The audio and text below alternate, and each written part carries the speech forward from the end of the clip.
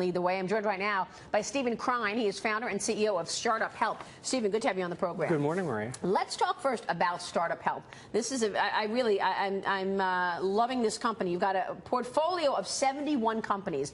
They're largely digital. Right? And they're largely healthcare related. Tell us how you invest in these firms. They are. And so, first of all, StartUp Health is really a global startup platform. It's made up of an entrepreneurial coaching program, a community and network of stakeholders from all around the globe, companies like GE and others, and then finally a community of entrepreneurs, healthcare transformers, which is what we call them, that are all focused on this moment in time where we really are seeing the creative destruction of an industry. And so the macro conditions that are set up today, and you were talking about it in the last segment, healthcare reform, the acceleration of cost, chronic disease, and aging, the advent and development of mobile, digital, all of the different sensors and devices that are coming out. But we're living in really the golden age of entrepreneurship. And so this is truly a unique moment in time. I totally agree. I mean, the marriage of healthcare and technology is just so exciting.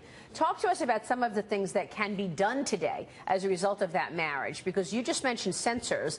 It's extraordinary that you can put a sensor into your bloodstream and you could be monitoring your fluids and monitoring your health from home. Yeah, it's not just monitoring what's happening, at home, but monitoring on your body all the time. Right. I think we're seeing data being developed and designed not only on your body, but monitoring it at the home, monitoring in the hospital. The idea that we now have data sets that have never existed before available for big data and analytics companies to actually start to crunch this data and turn it into ways to actually create a much healthier community for everyone. Is the end game here to take these companies public? I mean, you invest in these companies. You own 71 companies in your portfolio. Yeah, so we don't own them. We take a small equity stake of anywhere from 2 to 10% and really align ourselves with the entrepreneurs. And then the goal is to help build the equity value of these companies. And whether it's an IPO or a sale or just an experience that a number of companies merge together, the idea is to learn as much as we can over the next decade. So with these 71 companies, 3 of them have already been acquired. Intel acquired one, WebMD acquired one, another one was acquired by a great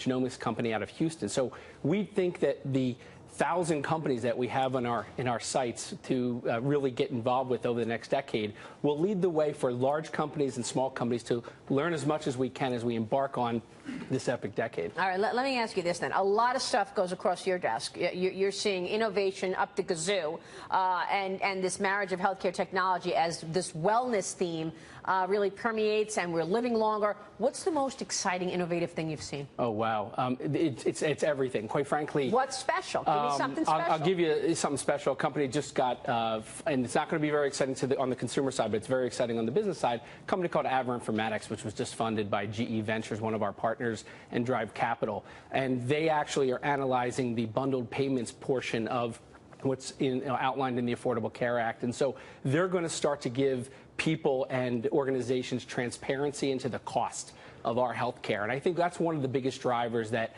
we see impacting healthcare consumerism and others that are going to drive a lot of this innovation. You know, Bob Nardelli came on the show a couple of weeks ago, and he was telling us about an investment that he has, whereas they are like these big, you remember when you went in and you took those photos? They look like those photo machines, but they're big, sort of, check me out. Yep. And the big customers are like CVS or Walmart. Sure. So individuals can go in and just get a medical routine check right there. Yeah, that's a great example. There's another company called Sorora, which actually has developed an EEG where coaches all around the world can have in their bag for $100 the ability to see if a child has a concussion. So really putting the power of technology in the hands of consumers and people all around the community to really change healthcare.